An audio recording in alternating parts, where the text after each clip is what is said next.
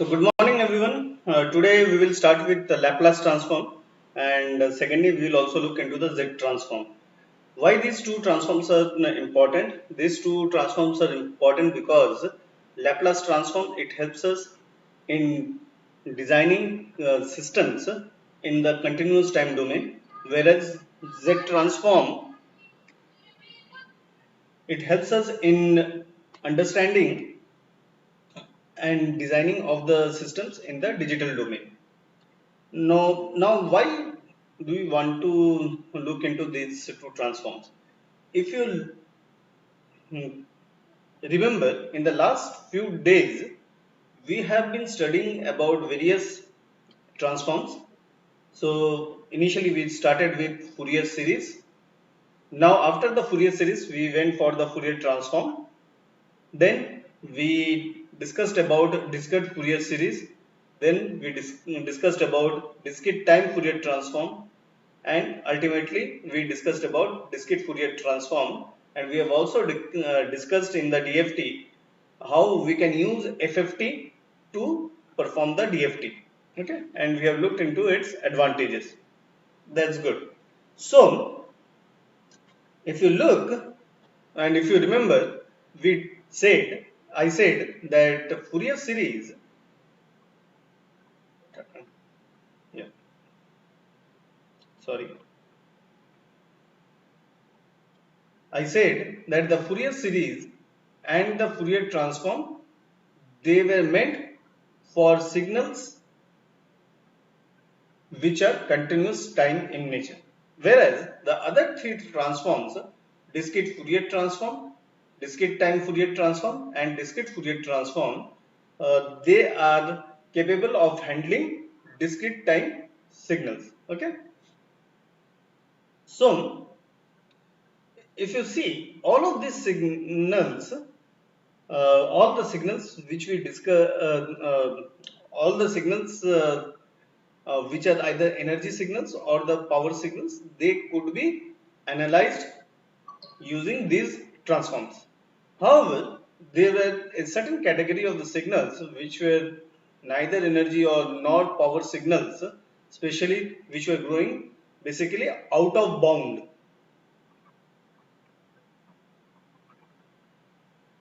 The signal which are going out of bound, and even in some cases where the signal goes on, it is there, but what do you call? It is not going out of bound, nor it is decreasing. In those cases also, these transforms they fail to analyze the signals or the systems.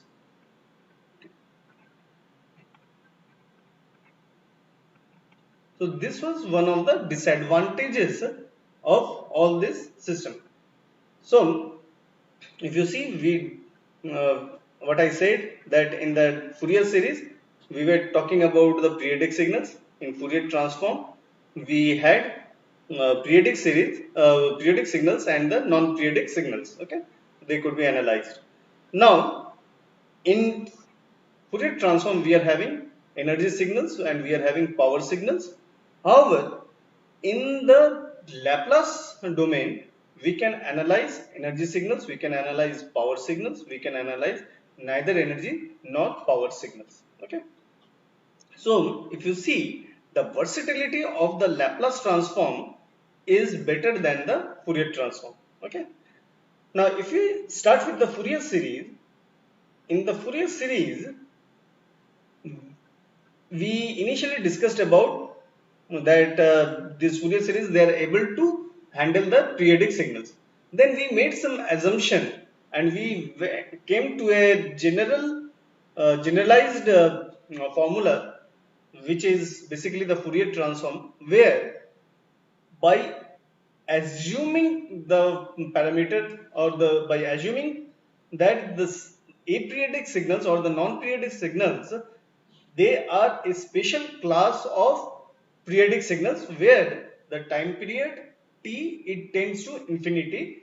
We could analyze the non-periodic signals also using the Fourier transform. Okay.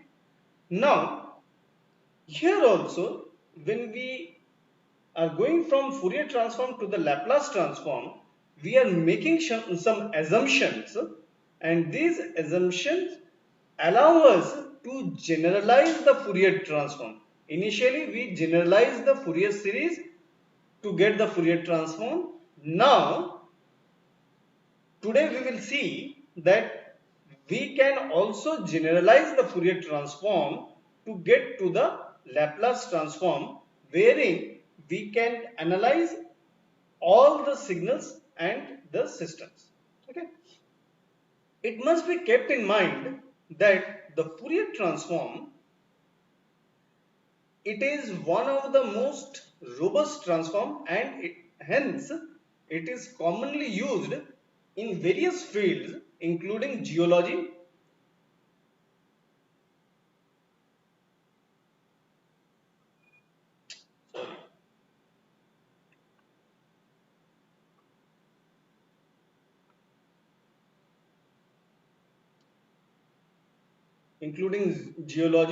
medicine, okay, physics, okay, and so on. So whatever thing you can think of, okay.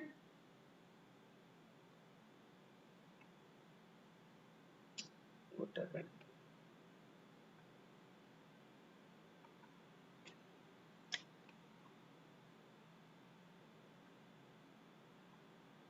Sorry, there is some problem. There is some problem. It is getting hanged. Okay. Anyway, so and the list go on. So we can see we can use the Fourier transform in many of the fields. Okay. Now, when we are trying to discuss about both the analog signal and the digital signals, analog means over here I mean to say continuous time signal. So when I want to talk about both continuous time and discrete time signals, so the analog frequency, it will be denoted by this omega, okay, and the digital frequency, it will be used, we will be using this omega, which looks like W, okay. So we had xt.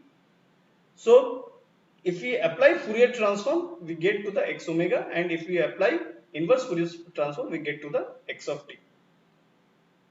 Then if you have xn, we can get to the frequency domain either by implementing DTFT or DFT. Now if you see this omega, this is for the DTFT. So if we use DTFT, we have seen that even though the time domain is discrete, the frequency domain, it becomes continuous in nature. Okay. And in DFT we get x of omega, where this um, frequency spectrum, it is discrete in nature. Now if we apply IDTFT, this x of omega, it will give us xn, and also this x omega, if we apply the DFT, it would also give us the xn. Okay. Now as I told you that when we are talking about these different types of signals, we have seen that some of the transforms, they are applicable to the continuous time signals, and some of the transforms, they are applicable to the discrete time signals. Okay. Similarly, when we want to design a transform which we can use for the for the analysis of the signals and systems in a more in a more generalized manner, then also we will be having two types of transforms. So one for the continuous time domain, the other from the discrete time domain. The first transform, it is the Laplace transform, and this Laplace transform, it is basically used for the analysis of the signals and systems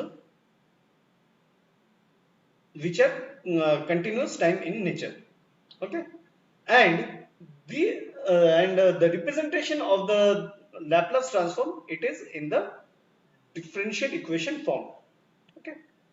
On the other hand, Z transform, it is used for the discrete time signals and systems, and they are represented by difference equations. So all of you know what is the difference between differential equation and the difference equation. So if you see the differential equation, it would be something like this: dy by dx, and the difference equation, it would be something like this: yn minus yn minus 1 divided by xn minus xn minus 1. Okay, so herein it would be the continuous time domain, and this is the discrete time domain. Okay, so if you see, this is one of the simplest way where we can convert a differential or a continuous time signal to a discrete time signal component. Okay, so dy by dx, we can uh, say that it is a transfer function. Okay, so transfer function of a system in the continuous time domain, whereas the same thing, it can be represented in the discrete time domain using this formula: y of n minus y of n minus 1 divided by x of n minus x of n minus 1. Okay, so you have to keep this in mind. So from here, our takeaway is that the Laplace transform and Z transform are nothing but the same transforms.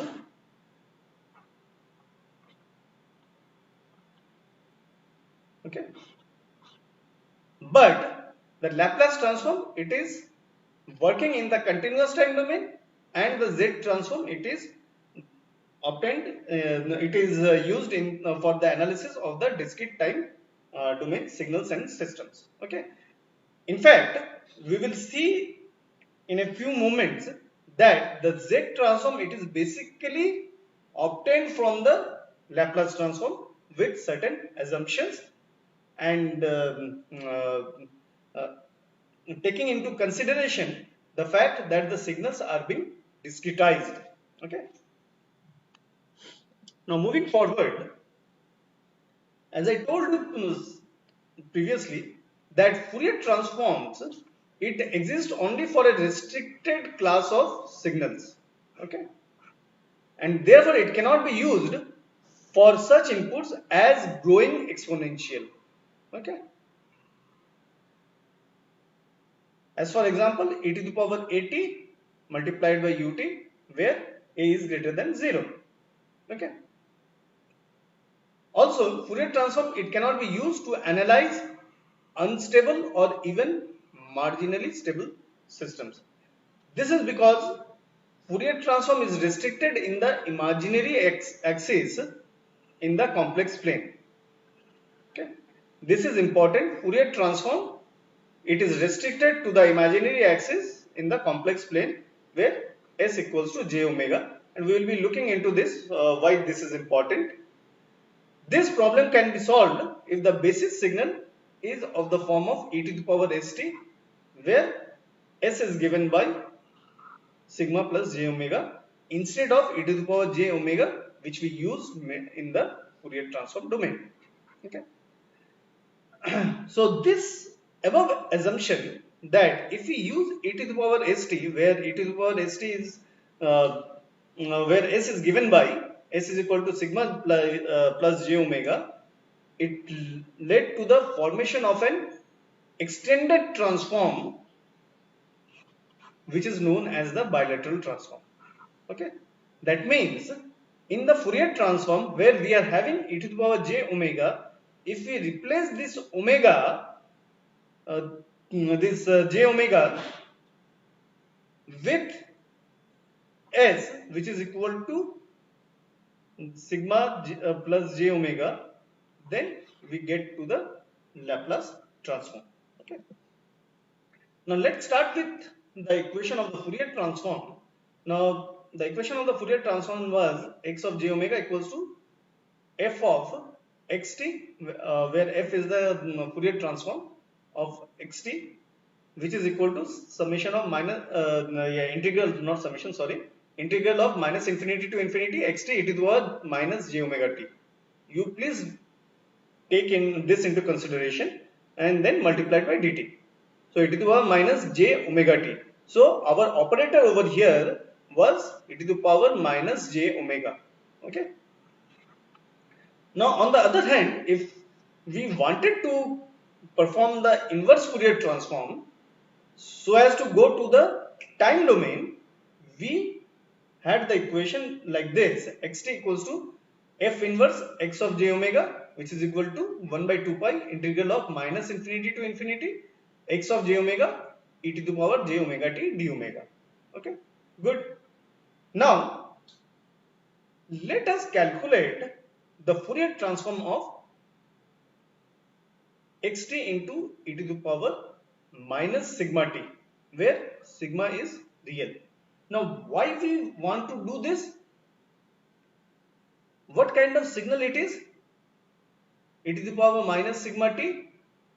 When sigma is real, it is an exponentially decaying signal, and it is expected that t tending to infinity, the amplitude of this e to the power minus sigma t, it would be amplitude would be tending to 0. So if you have any value,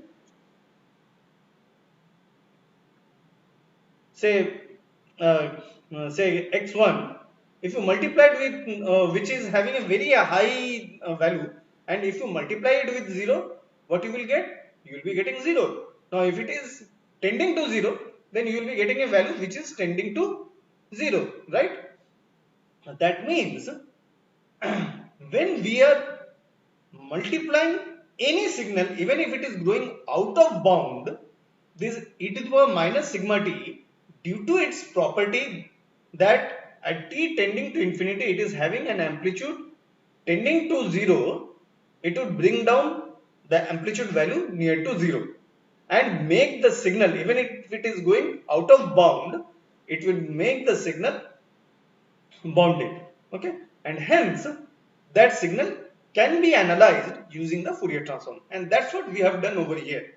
So if you see from here, what we get, we are replacing xt with xt multiplied by e to the power minus sigma t, so that we are bringing this xt into bounded form. Then just we apply this formula, integral of minus infinity to infinity x of t multiplied by e to the power minus sigma t multiplied by e to the power minus j omega t, okay, dt. Then if you again equate it and you take these exponential components together, we get integral of minus infinity to infinity xt e to the power minus sigma plus j omega t dt. Okay, now if you compare this equation, we can write it in this fashion, that it was having j omega, which was the operator of e to the power, this operator we are having. Now over here we are having the operator as this thing, x of sigma plus j omega. So what we have done?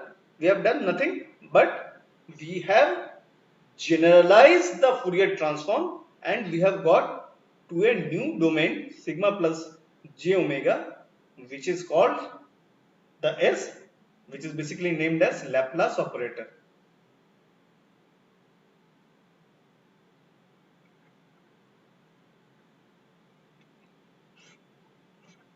Okay. Now in the same way, if we look into the inverse Fourier transform and take the things from here, so we get xt equal multiplied by e to the power minus sigma t 1 by 2 pi integral of minus infinity to infinity x of sigma plus j omega multiplied by e j omega d omega. Then to take this fraction and take it over here, and we get over here sigma plus j omega d omega. Okay. Now, as I said, this sigma plus j omega, it is a Laplace operator and is given by S. Now, if we perform this differentiation, d omega equals to 1 by j ds. So, in the previous equations, if we replace this d omega and all these things, what we get and replace it with S, this thing.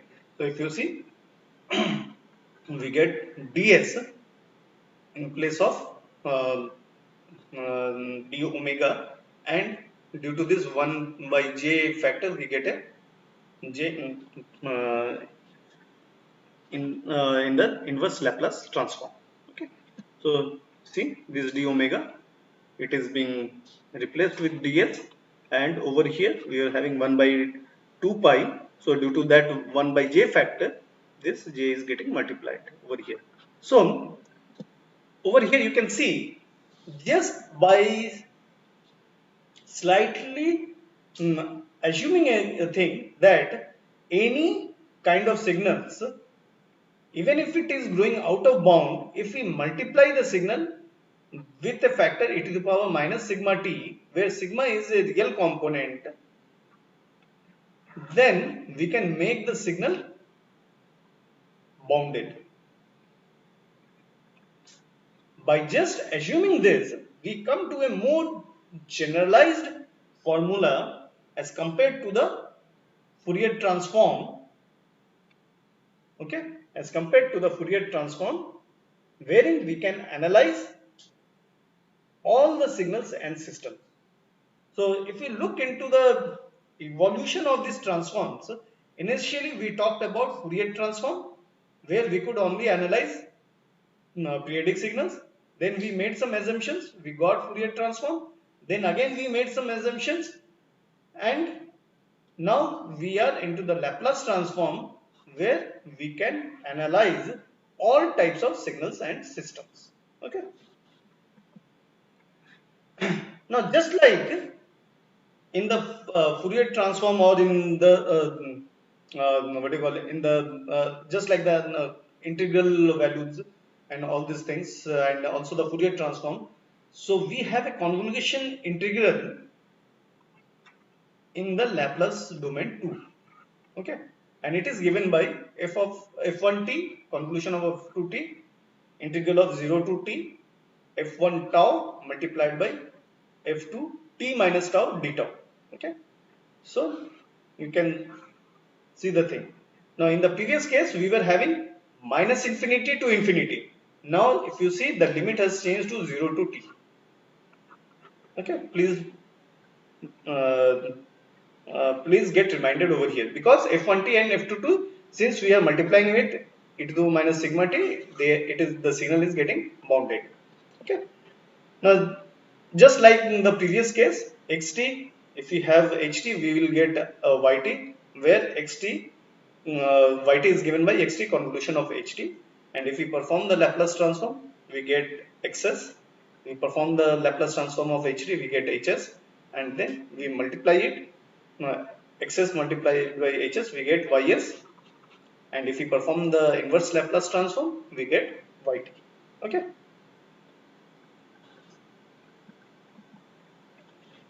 So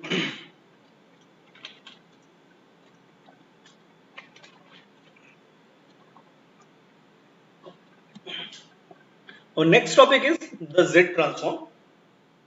Now let's look into this Z transform and why this is important. As I already told you, that Z transform, it is mainly used to solve difference equations. Laplace transform, it is to solve the differential equations, whereas Z transform, it is used for solving difference equations for the DT signals and systems. Okay, and is a counterpart for the continuous time signals. In the continuous time signals, we discussed that we have the Laplace transform. Okay. CT signals are represented by differential equations, whereas the difference equations represent the DT signals. Okay, that I already told you. Now the output Yn for an LTI system may be given by the equation Yn equals to Hz into Z to the power n. Yn equals to Hz into Z to the power n, where this Hz it is given by summation of n equals to minus infinity to infinity h of n Z to the power minus n. And what is h of n? We have already discussed. It is the impulse response.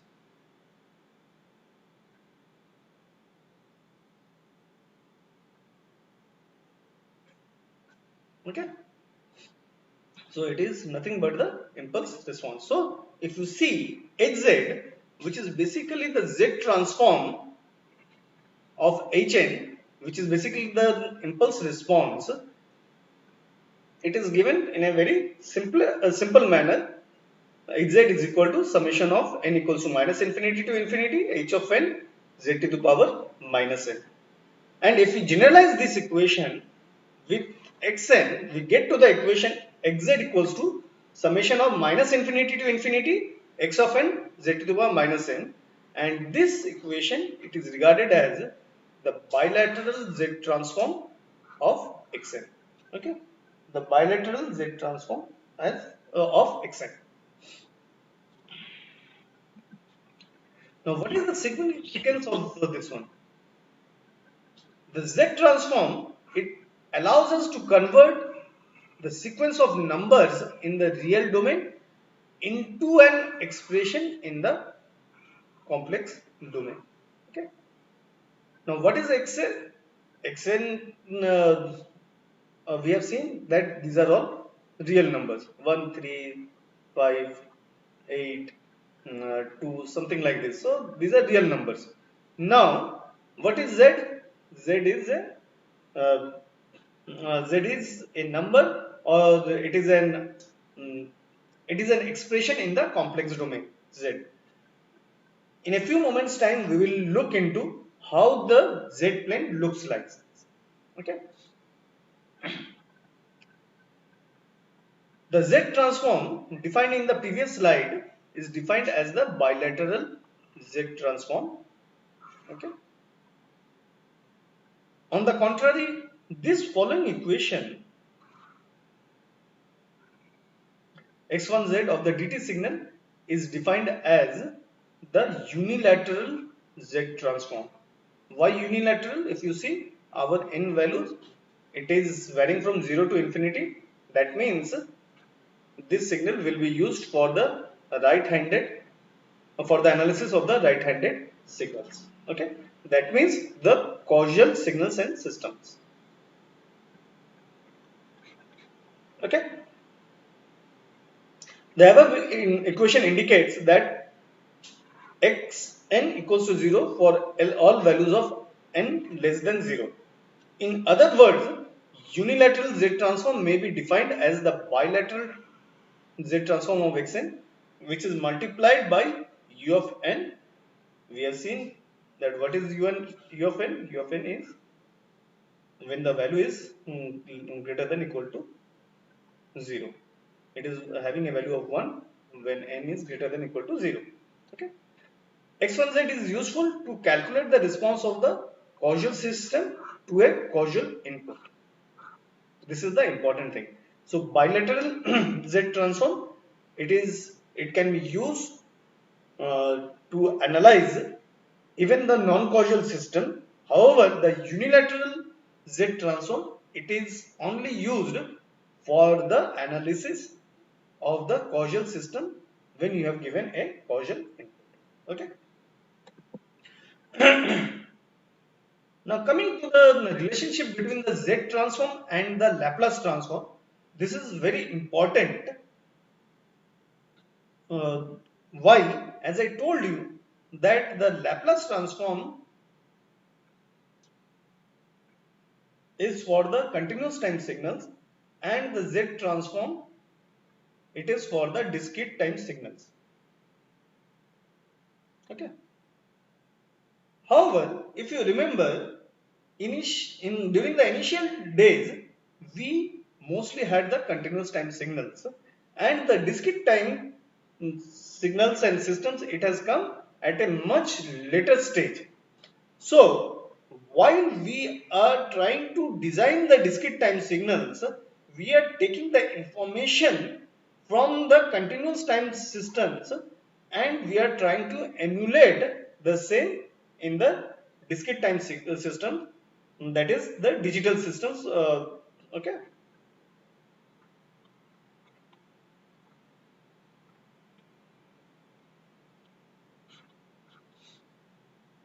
that is one of the important thing.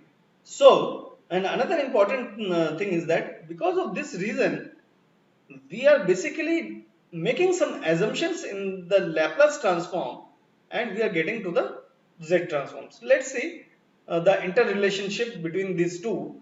Um, okay, so because understanding this, the Laplace transform, interrelationship between the Laplace transform and the Z transform will help us in understanding, in designing the digital systems. Okay, so X cap T. What is X cap T? Suppose you are having a signal like this one, and then when you multiply this signal with the delta train,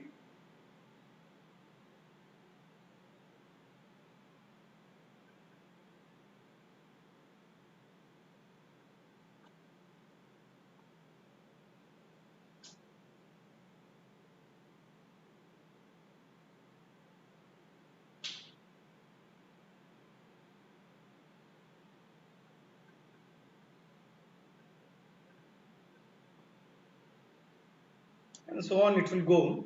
We will get some discrete values. So this is basically the sampled XT signal. X cap T, it is nothing but the sampled um, this continuous time signal, but it is again analog in nature. Okay. Now, if we take Laplace transform on both the sides of the above equation, we get x of s, which is equal to summation of n equals to minus infinity to infinity x of nt multiplied by e to the power minus n st. Okay. Now, if we compare this equation with the z transform which is given over here, okay. So, what is the difference over here? If you see z, and if you look over here, this component, what we get, z is equal to e to the power st, because minus n, it is common. So our z is equal to e to the power st. Okay, but we know that s is equal to sigma plus j omega, right? We will just put it over here. Z equals to e to the power sigma plus j omega multiplied by t, and then if you break it down, we get e to the power sigma t multiplied by e to the power minus j omega t. Now if you see, we are having a real component and we are having a complex component. Now this, if we find out the modulus, we get e to the power sigma t, and the phase of z, it would be omega t. Okay. Now if we consider that if sigma is equal to 0, then modulus of 1, it is equal to 1. And we have the equation e to the power z equals to e to the power j omega t cos omega t plus j omega t, j sin omega t, right? Now what does this equation stand for? This equation stands for a circle. And when did we get this circle? We get this circle when sigma was 0. That means when we are on the imaginary axis of the Laplace transform. Okay, when sigma was 0, we got this one. And what is the modulus? Modulus is 1. Modulus of z is equal to 1. That means the radius of this circle, it is 1.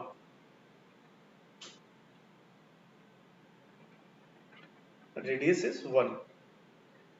Okay, and this circle, it is called the unit circle in the z plane. Unit circle in the z plane. Okay, one of the important thing is that if you look into the s plane, what we have in the x-axis, we are having in the x-axis sigma, which is the real component, and in y-axis we are having j of omega, that is the complex axis, but this complex axis is associated with the frequency. Okay, now we have seen that when this real component is 0, that means this frequency component in the j omega, it is getting mapped onto the unit circle. Okay, so that means in z plane we have the frequency component on the unit circle. Okay, we have the frequency component on the unit circle, and from where the unit circle starts, it starts at 0, it's go to pi, and again it comes to 2 pi radians, or we can say 360 degrees. Okay, now when sigma is less than 1 or not less than 0, we are in the left hand side of the Laplace plane. Okay, and then if we map it in the z plane, this left hand side, it comes to the interior of the unit circle. Okay, if you see this this marking is there, the left hand side, it is coming within the unit circle, and the right hand side of the Laplace domain, it is coming outside the unit circle. It is coming outside the unit circle. Okay,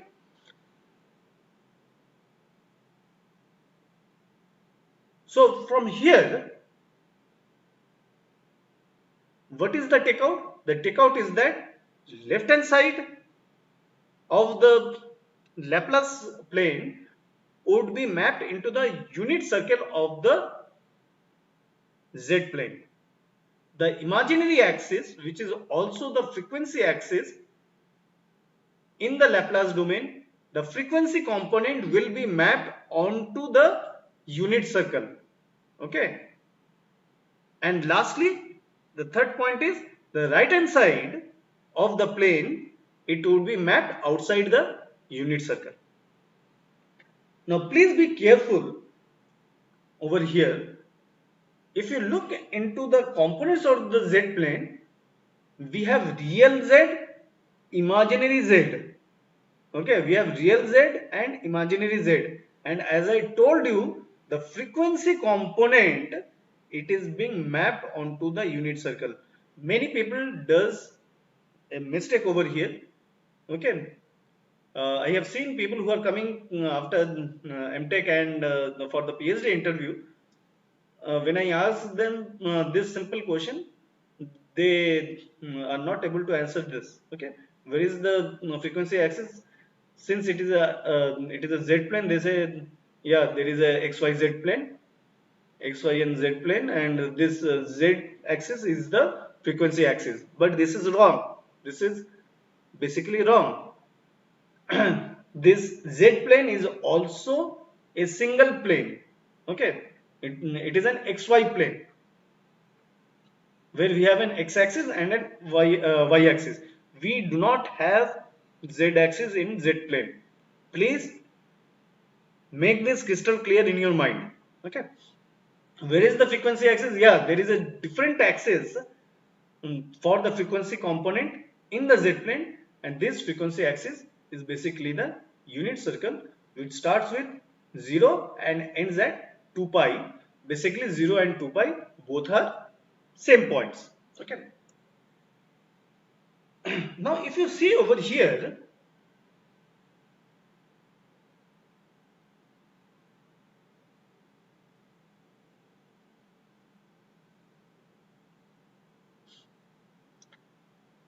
in the Laplace transform, I said that it is for the continuous time domain.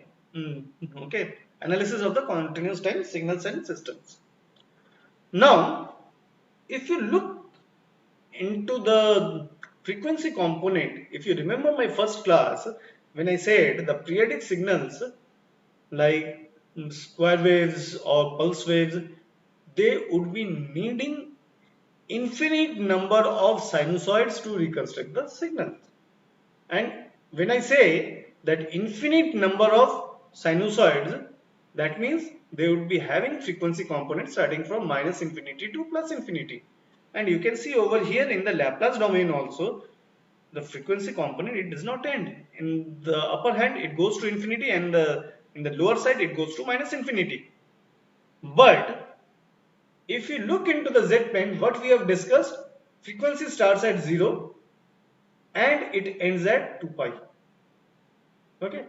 So what about the rest of the thing?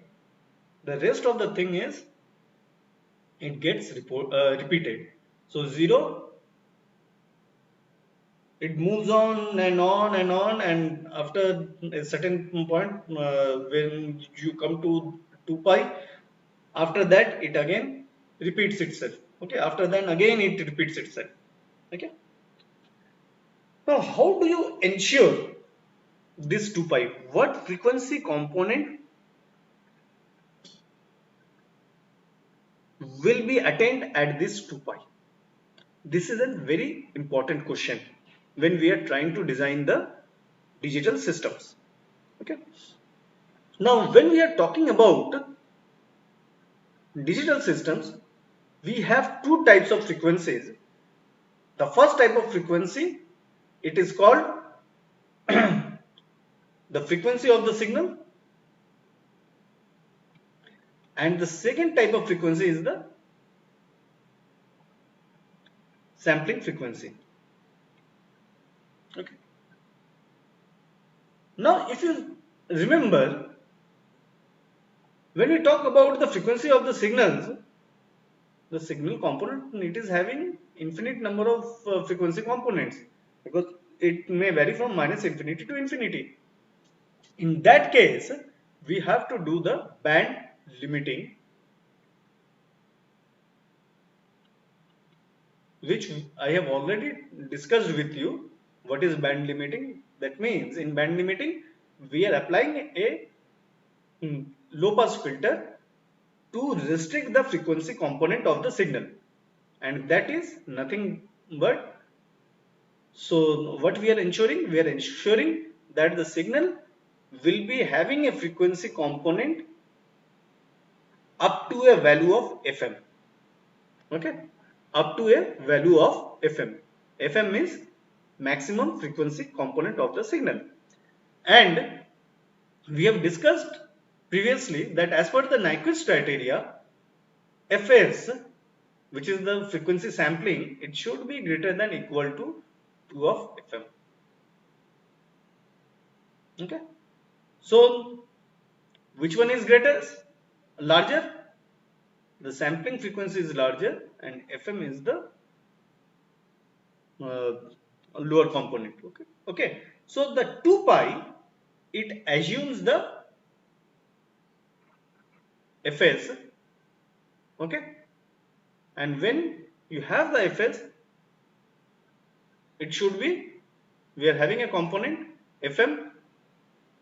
In a lower limit, it would be 1 by 2 of Fs. Okay. 1 by 2 of Fs, 2 pi, what is the half of 2 pi? It is pi. So we will be having a component Fm over here. Okay. So this is the limiting case. Okay. So why I am telling it is a limiting case? Suppose I have a 200 Fs, 200 Hertz. So what should be the FM? The minimum one, it should be the 100 Hertz. Okay. So, but what is our Nyquist criteria says? Fs should be greater than equal to. So this is the minimum value of Fm which you can have. Okay. So suppose I have um, I may have this thing as 3 of Fm, Fs equals to 3 of Fm. So it would be 1/3 200 multiplied by 1/3 66.66 hertz. Where it would be if this is 0 to this thing, so somewhere this is 90, so 66.66 hertz would be somewhere here. So that would be my Fm.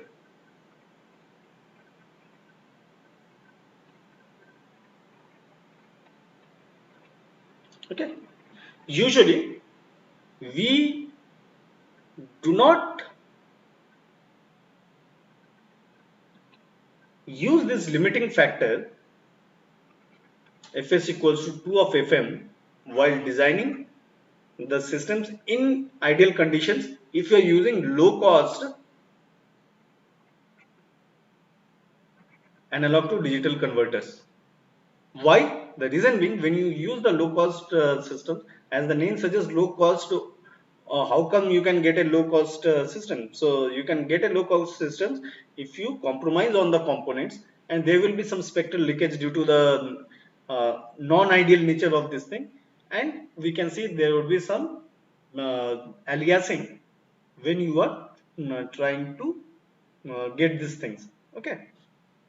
So that is one of the major problem, and accordingly we usually take Fs such that it is greater than 2 of Fm, so that the problem of aliasing it does not appear. Okay. So under this condition, if you see, we are having Fm over here, and later on when we went for 3 of Fm, we have this Fm somewhere in this region. So what is the problem? Initially, when it was 2 of Fm, when it was at 2 of pi, Fs equals to 2 of Fm, then if you see, you are having a very large range, 0 to pi range, to have all the frequency components.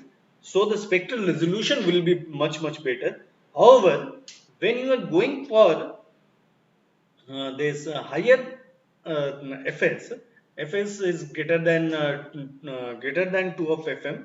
In that case, the spectral component will be compressed within a smaller range. Okay, so the spectral resolution will be compressed. Okay, and when the spectral resolution is compressed, designing of filter may get difficult. So somewhere you have to do a trade-off. So you do not want to restrict yourself, or you do not want to have Fm equals to no, Fs equals to 2 of Fm, which is the limiting case. You do not want to design a filter with a limiting case, and also you do not want to increase the sampling frequency so much so that your frequency component, this maximum frequency component, it is compressed within the within the this usable within the usable, what do you call, within the usable range, which is significantly compressed, as in this case. Okay. Because you are having a region of 0 to pi, which you can use. You cannot go beyond pi, because we know that we have a limiting case of this lower limiting case of this Fs equals to 2 of Fm. So we cannot come into this negative side. We always have to remain, while analyzing the signals, we always have to remain in the positive half. We cannot stay at pi. We cannot remain with this limiting case Fs equal to 2 of Fm. Okay, because if you see, Suppose you are having a frequency component like this, Fm minus of Fm, and then it will again repeat itself like this, right? So if you see the high frequency component,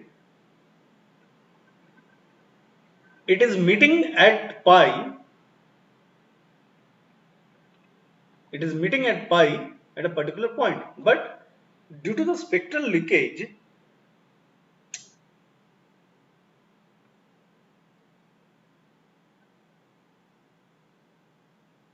what happened?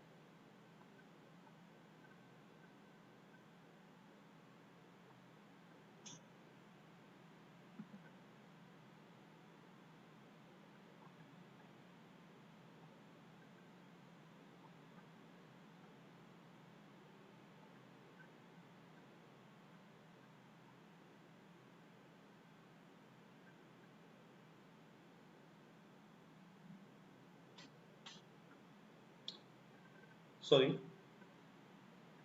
So, as I said, if you use low cost components, then if there is any spectral leakage, then this frequency component they will merge and you may get aliasing.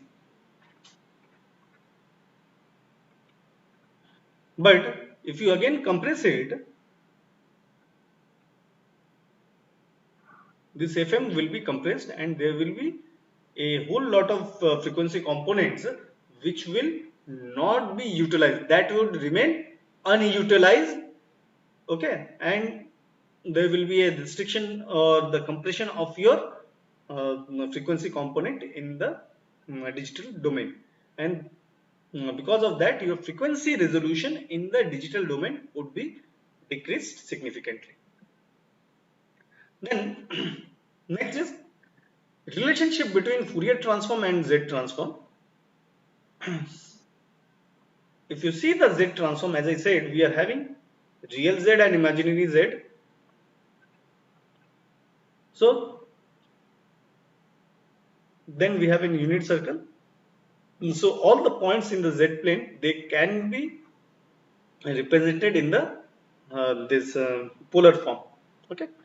Now, if we replace this Z in this Z transform equation, which is given by xz equals to summation of n equals to minus infinity to infinity xn of z of minus n. So this z is being replaced with r into e to the power j omega. Then again this z is replaced with this one. Then r multiplied r to the power minus n, it is taken with x of n, and we get e to the power minus j omega n. So it is nothing but the Fourier transform of xn r to the power minus n. If r is equal to 1, when r is equal to 1, sigma is equal to 0, r equal to be 1. So in that case, we will be having x of e to the power j omega, which is nothing but Fourier transform of xn. So that means